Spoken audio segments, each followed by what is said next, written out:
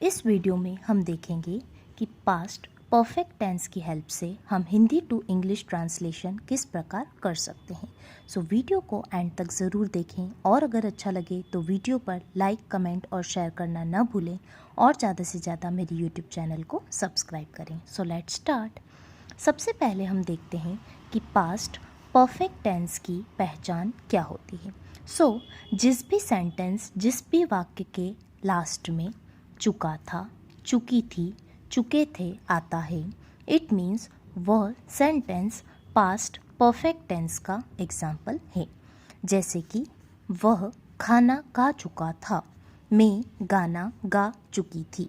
यहाँ पे आप देख सकते हैं कि दोनों ही सेंटेंस के लास्ट में चुका था, चुकी थी आ रहा है। इट मीन्स ये दोनों ही सेंटेंस पास्ट परफेक्ट टेंस के एग्जाम्पल हैं।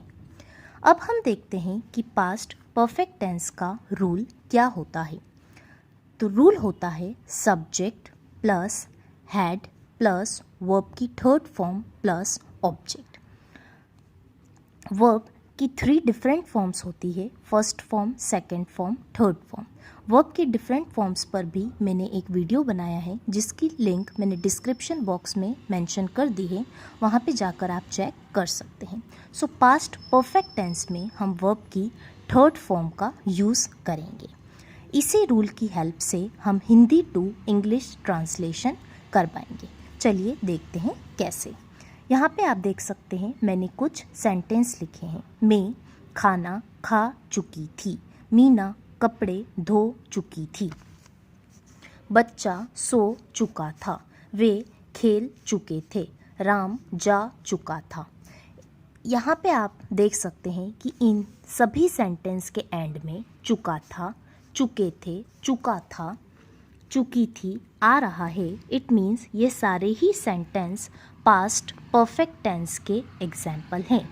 इन सेंटेंस को इंग्लिश में ट्रांसलेट करने के लिए हमें इस रूल की ज़रूरत होगी और रूल है subject plus had plus verb की थर्ड फॉर्म प्लस ऑब्जेक्ट। जैसे कि हमें ट्रांसलेट करना है मैं खाना खा चुकी थी को इंग्लिश में।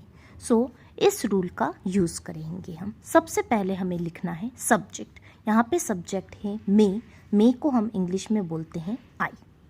अब सब्जेक्ट के साथ हमें लगाना है हैड। यहाँ पे हम लिख देंगे हैड।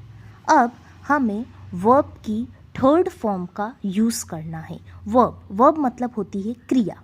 क्रिया यहाँ पे है खाना। खाना को हम इंग्लिश में कहते हैं ईट। ईट वर्ब की फर्स्ट फॉर्म होती है, एट वर्ब की सेकंड फॉर्म होती है और ईटन वर्ब की थर्ड फॉर्म होती है। यहाँ पे हमें वर्ब की थर्ड फॉर्म का यूज़ करना है, इसलिए हम यहाँ पे लिख देंगे आई हैड ईटन। और लास्ट में हमें ऑब्जेक्ट लिखना है। यहाँ पे ऑब्जेक्ट है मैं क्या खा चुकी थी, मैं खाना खा चुकी थी। I had eaten food.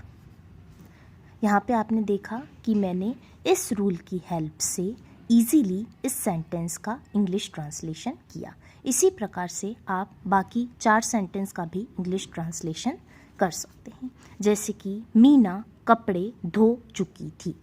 Again यहाँ पे आप देख सकते हैं कि सेंटेंस के एंड में चुकी थी आ रहा है। इस सेंटेंस का भी इंग्लिश ट्रांसलेशन हम इसी रूल की हेल्प से करेंगे। सबसे पहले हमें लिखना है सब्जेक्ट। सब्जेक्ट यहाँ पे है मीना। सब्जेक्ट के बाद हम लिखेंगे हैड। देन वर्ब की थर्ड फॉर्म। यहाँ पे वर्ब क्रिया है धोना। धोना को हम इंग्लिश में बोलते हैं वॉश, जिसकी सेकंड और थर्ड फॉर्म होती है वॉश्ड, वॉश्ड। यहाँ पे हमें वर्ब की थर्ड फॉर्म का यूज़ करना है। इट मीन्स इसका यूज़ करेंगे। यहाँ पे हम लिख देंगे मीना हैड वॉश्ड। और फिर हमें लिखना है ऑब्जेक्ट। ऑब्जेक्ट यहाँ पे है मीना क्या धो चुकी थी, मीना कपड़े धो चुकी थी, तो यहाँ पे हम लिख देंगे क्लोथ्स। मीना कपड़े धो चुकी थी का इंग्लिश ट्रांसलेशन होगा Meena had washed clothes. Clear? Now next sentence है बच्चा सो चुका था। बच्चा को आप इंग्लिश में लिख सकते हैं बेबी और चाइल्ड।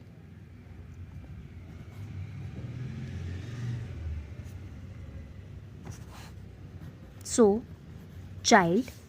अगेन यहाँ पे आप देख सकते हैं कि चुका था आ रहा है, इट मीन्स यह सेंटेंस भी पास्ट परफेक्ट टेंस का एग्जाम्पल है। सो चाइल्ड सब्जेक्ट हमने लिख दिया है, उसके बाद हमें लिखना है हैड।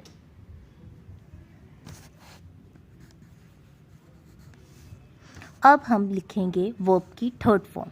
वर्ब है यहाँ पे सोना, जिसको हम इंग्लिश में कहते हैं स्लीप, जिसकी सेकेंड और थर्ड फॉर्म होती है स्लैप्ड, स्लैप्ड। यहाँ पे हमें वर्ब की थर्ड फॉर्म का यूज़ करना है, इसलिए हम लिखेंगे चाइल्ड हैड स्लैप्ड। और यहाँ पे कोई ऑब्जेक्ट नहीं दिया है, इसलिए हम सेंटेंस को यहीं पे लीव कर देंगे। सो बच्चा सो चुका था का इंग्लिश होगा चाइल्ड हैड स्लैप्ड। वे खेल चुके थे। वे यहाँ पे हमारा सब्जेक्ट है और वे को इंग्लिश में हम कहते हैं दे। क्लियर? अगेन चुके थे आ रहा है, इट मीन्स यह भी एक पास्ट परफेक्ट टेंस का एग्जाम्पल है। सो दे के साथ हम यूज़ करेंगे हैड, और हैड के बाद आएगा वर्ब की थर्ड फॉर्म।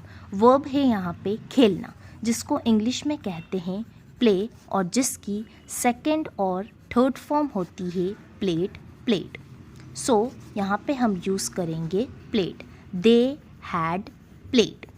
अगेन यहाँ पे आप देख सकते हैं कि हमें कोई ऑब्जेक्ट नहीं दिया है, इसलिए यहाँ पे भी हम सेंटेंस को एज इट इज़ लीव कर देंगे। सो वे खेल चुके थे का इंग्लिश ट्रांसलेशन होगा they had slept. Now Ram जा चुका था।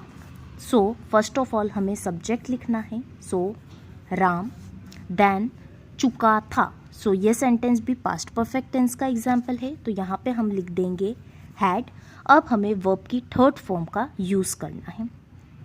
यहाँ पे वर्ब मतलब क्रिया है, जा चुका था, जाना। जाना को इंग्लिश में कहते हैं गो, जिसका सेकेंड फॉर्म होता है वेंट और थर्ड फॉर्म होता है गॉन।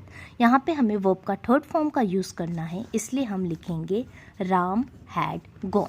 यहाँ पे भी कोई ऑब्जेक्ट नहीं दिया है, इसलिए हम सेंटेंस को यहीं पर लीव कर देंगे। सो राम जा चुका था का इंग्लिश ट्रांसलेशन होगा राम हैड गॉन।